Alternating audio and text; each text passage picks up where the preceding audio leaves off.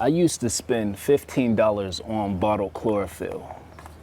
You know, these tiny bottles.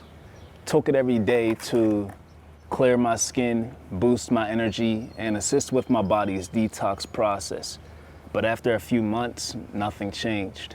And that's when I started to question it. Turns out I wasn't drinking real chlorophyll, not even close. What I was buying was something called chlorophyllin, a lab-altered copper-bound version of the real thing. It's water-soluble, shelf-stable, and marketable, but biologically, it's a shadow of what actual greens provide. That realization hit hard for me. It's what pushed me to invest in a juicer, because I wasn't just wasting money, I was missing out on real benefits. I wasn't getting enzymes, I wasn't getting minerals, I wasn't even getting what the plant naturally makes. I was just getting a manufactured version designed to look and sound healthy. Once you understand what bottled chlorophyll lacks and how easy it is to make something better at home, you can't unsee it. Special thanks to today's sponsor, Kuvings USA.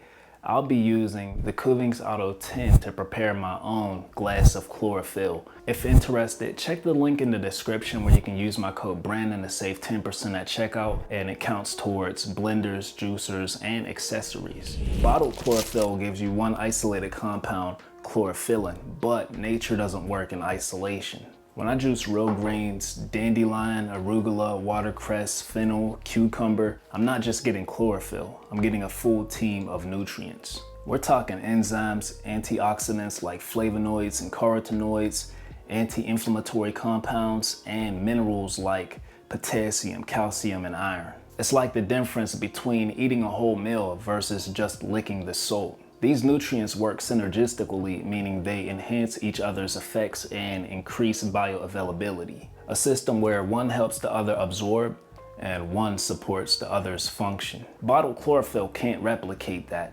It's a single chemically altered note trying to play the role of an entire symphony. Real greens give you the music, the rhythm, the full performance. Y'all catching these analogies today. The deeper issue, when you consume nutrients in isolation, you miss out on their balance. You don't just get less, you get a version your body may not even absorb efficiently. Juicing greens isn't just more nutritious, it's more intelligent because it still honors the natural design where every element plays a role and none of them exist to stand alone. That complexity, it's where healing happens. These carry live enzymes that stay intact, and enzymes are your body's behind the scenes heroes. They break down food, unlock nutrients, reduce inflammation, and support detox from the inside out. They're like the biological spark plugs. Without them, it's like your engine sputters. When you juice fresh greens, you preserve these living enzymes. They're raw, active, and ready to work the second they hit your system. That's why fresh juice feels different, cleaner, lighter, more energizing. Your body isn't working overtime to digest, it's being supported at a cellular level. With bottled chlorophyll, it's pasteurized or heat processed to make it shelf stable. By law, they have to do that. That heat destroys those delicate enzymes. By the time it reaches your fridge or stays in your cupboard, it's just green liquid, stripped of the vitality your body craves. No matter what the label promises, you can't pasteurize life and expect it to stay alive. And if you're drinking chlorophyll to cleanse or recharge, that missing enzymatic activity matters, because without it, your detox slows down, absorption drops, and your body has to do more work with fewer tools. Today, here's what I'm working with for my personal glass of chlorophyll. Dandelion with a little bit of basil mixed in there. Bitter, but the body loves it. Fennel bulb. I always try to toss in some fennel. Plus, I like the way that fennel tastes. It's going to complement dandelion and basil very well. This isn't your sweet juice, by the way, so be mindful. Cucumber, very hydrating. It's going to add some volume to our chlorophyll. It will actually neutralize some of that bitterness. And a few of the floral bits from the fennel.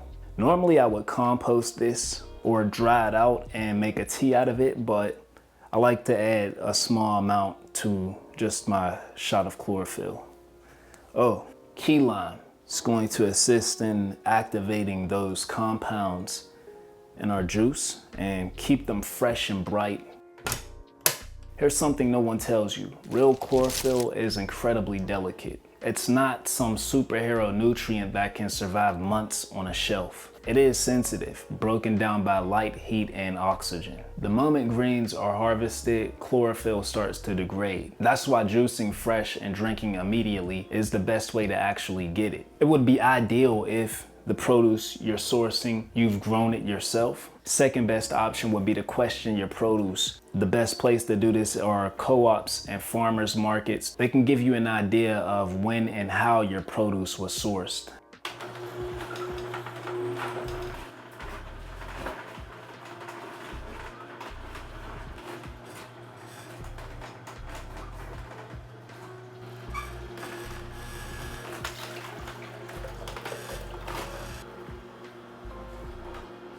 Real chlorophyll isn't meant to be mass produced. It's perishable, powerful, and rooted in freshness.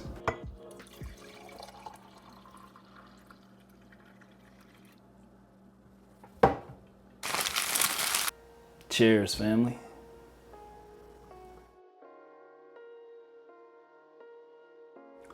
It's not that bad, really. It just tastes like greens.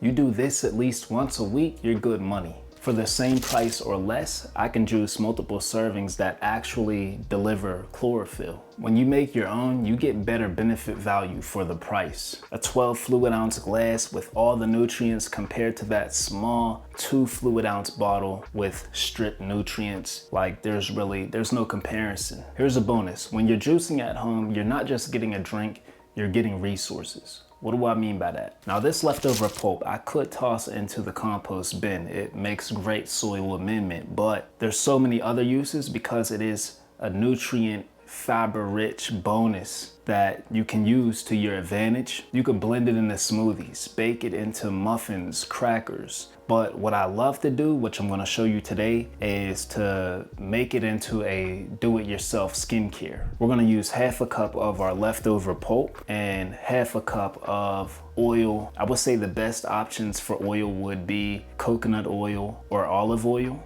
even avocado oil. But today I'll be using olive oil.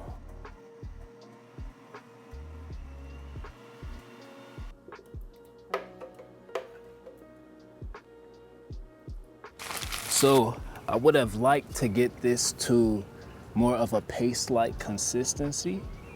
Perhaps if I had more of a condensed blender, the one that I have from Kuvings, amazing blender by the way, it's a bit too wide. This is still decent, I could work with this. As I like to apply it, wear like a cheap tank top, just in case I drop any on my shirt. But I like to come out when the sun is out or some nice wind flow going on. I actually should have took these pants off, but it is what it is. Just want to rub it on the skin. Also rub it into my beard. Bring like maybe a bowl of water and just rinse it off somewhere, like maybe in the grass, rinse it off your face a bit. What I do is I leave it on for about 20 to 25 minutes.